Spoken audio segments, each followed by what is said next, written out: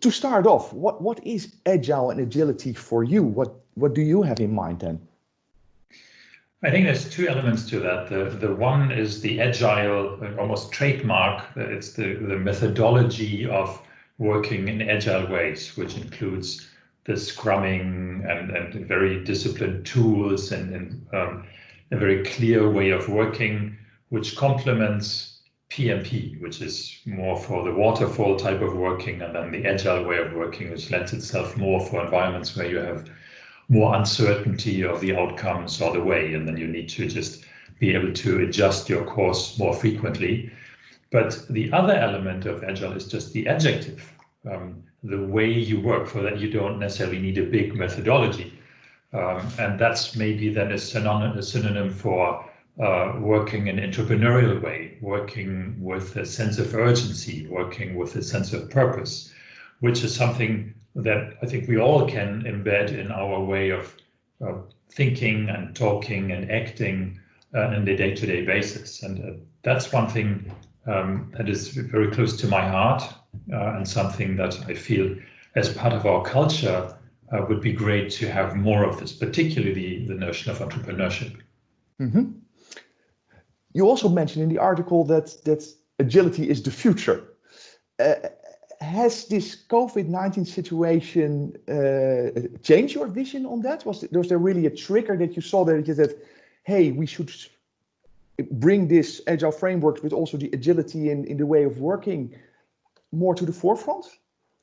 So that's an interesting question. And I thought about this. If I go back, whenever I looked at reflections of functioning teams or high-performing teams, what are the elements that made them so successful? And even beyond this article and beyond what we've seen. And there is actually a couple of themes that I find fascinating that come out again and again. And it's very often that you have a small group of people that trust each other, that just get stuff done. They can argue with each other, but they try to. We try to put as limited hurdles in the way and structure and allow to go. Obviously, as a big organization, there's KPIs and there's legal and all of that sort of good stuff, and of course safety and these things that they will never sacrifice. But other than that, in the spirit of the article was what we've seen in the COVID activities. We try to cut the red tape as much as possible and try to pay bills fast and get things authorized fast and do all the things that typically can take a long while, get out of the way. And again, I've reflected on it and seen it time and time again, but I'd say I'll probably plead guilty in not creating an environment where we can do this more often and going for it more forcefully and acting upon it and creating environments in our R&D or innovation or anywhere in DSM environment to emulate this and create situations where people can actually do this more. Because it's easier said than done. Because tomorrow, there's some regulation that was put in for a very good reason, and then you have the dilemma, is this red tape here? And I need to respect it, because otherwise, I go down the road where I put DSM or DMSM's reputation or financial soundness at risk. Or is there a way where we can still accelerate without taking a risk? So I think that's the kind of discussion that I'd love more, so that we can cut this tape where it's not necessary and allow us to go down the route that we want to go and make the difference. Yeah. In those high performance teams, have you now also seen that in the past period that people started to collaborate in a different way, so that the team dynamics are different, that you see the team becoming more high performance? Yeah, that's an interesting one. I think collaboration is something that inherently everybody wants. So if you go out and ask 100 people, what do you think of collaboration? 100 people would say it's a great thing and it helps. Next question, do you feel you do it enough? And do you feel that you yourself initiate the level of collaboration that you think is the right level, then you will probably hear a lot of people say, yeah, maybe not. And then the next question is the interesting one. Why not? What is holding you back? And that's, I think, as an organization where we need to sit together and listen carefully and say, what is, in fact, holding us back from the collaborative spirit that we need that would make us better as an organization? And that can be organizational barriers, that can be perceived leadership expectations. That's maybe just the busyness of my day-to-day life where I've got a million things and I don't have the time, or I don't take the time to call somebody to build my network or to anticipate a crisis or whatever. I think that's, for me, the interesting question.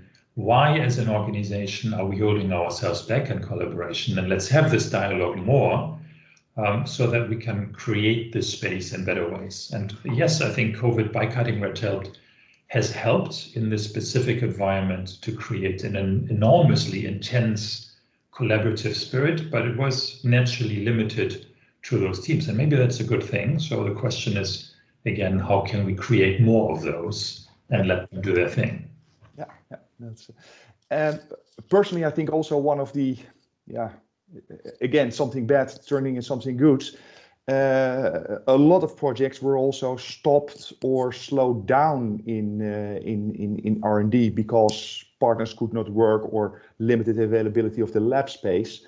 So there was a lot of focus, and you mentioned you ruthlessly have to prioritize in our portfolio. We always try to do a lot spread over time. So what is your advice, and what can we learn from the past days to make that happen in DSM? How can we set the right priorities? That's a big one in my perception, and particularly when you come to the innovation area, we've been putting a lot of effort in portfolio management as a first step towards creating transparency on where do we spend our resources. That's the first important aspect, and I think we're making good progress there.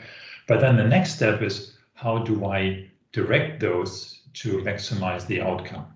And a couple of lessons: if you work on 10 projects at the same time, by definition, you're not as efficient as dedicating yourself to one thing first, do it properly, and then move to the next afterwards. So as such, I think what will help us in DSM, and we're discussing that and hopefully will come out very soon with tangible, is in the innovation world with a very clear communication on what projects are the ones that really are the key priorities in the sense of DSM, not only for 1BG, but in a broader sense. And whenever they show up in any lab or in any office, these projects should be prioritized and served first, because they are maybe a big ticket or whatever it may be. But these projects should not be limited in their progression by the lack of internal resources. And then we should probably define another group of projects which are also important, but they should only be served once the big ones have had their way. And then ultimately there's probably a list of activities that are also having a positive return on investment, but that everything else is done. And defining those and being very clear in the communication to the entire organization from a DSM perspective, as leadership and as an organization, we think this is what defines our future. Let's make this work first. I think that will help and give drive and sense of urgency and empowerment and entrepreneurship in the organization that to accelerate these projects. Yeah. But do you see this really as a key success factor for having an agile transformation and having more agility in DSM? Because it's a big thing, as you said. Eh? I think it would definitely, I mean, you'll have to, there's unfortunately not one big thing that you flip a switch and say, tomorrow we're all agile. There's many elements that will have to contribute, and I think this is a big one.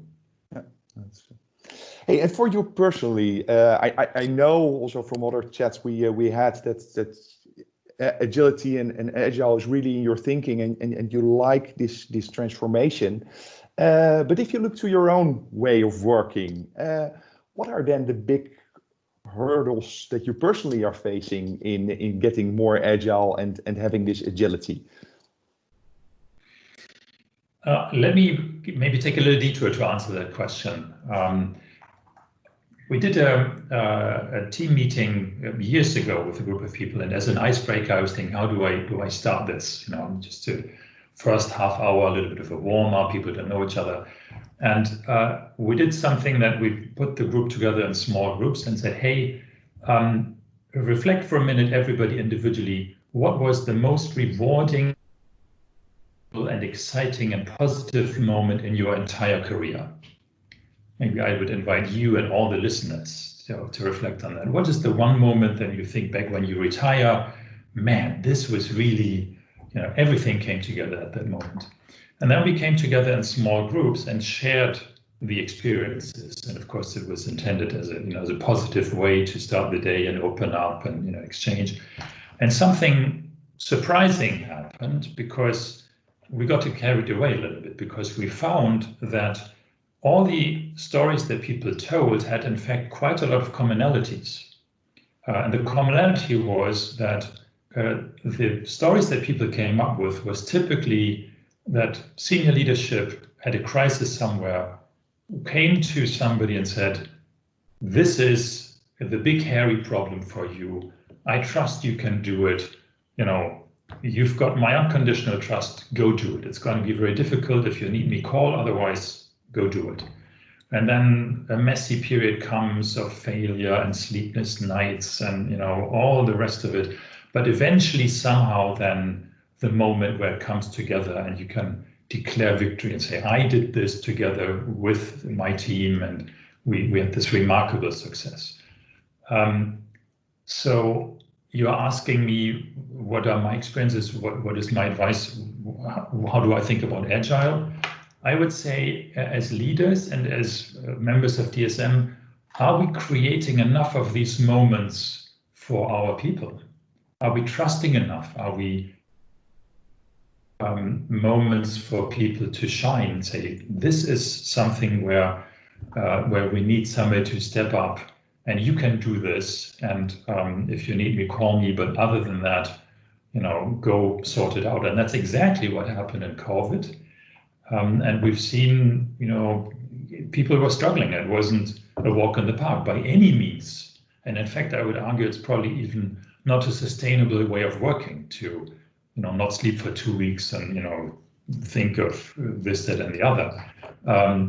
But it is something that's memorable. And if you can't run the entire company on this, I think we should pay more attention of creating these moments for others, so that when you and I retire and go with the pina colada to the beach, we can say, Martijn, do you remember at that time?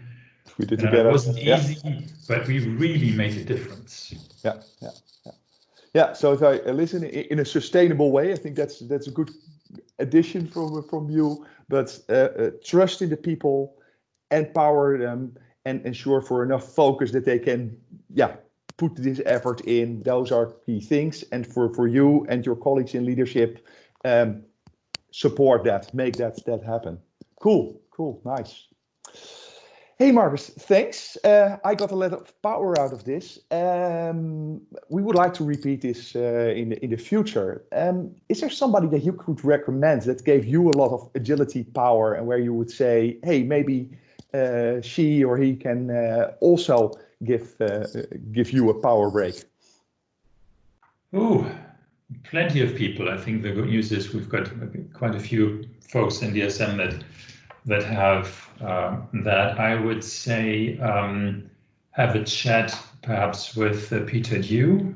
I'd say have a chat perhaps with Konrad, who was, of course, together with Shark and a bunch of other folks, instrumental to the COVID activities. And I would probably say, I'll send you a long list of other folks as well. So Very good. Hey, I'm looking forward to that. Marcus, thank you very much, and have a very nice day. Thanks very much. Bye. Bye.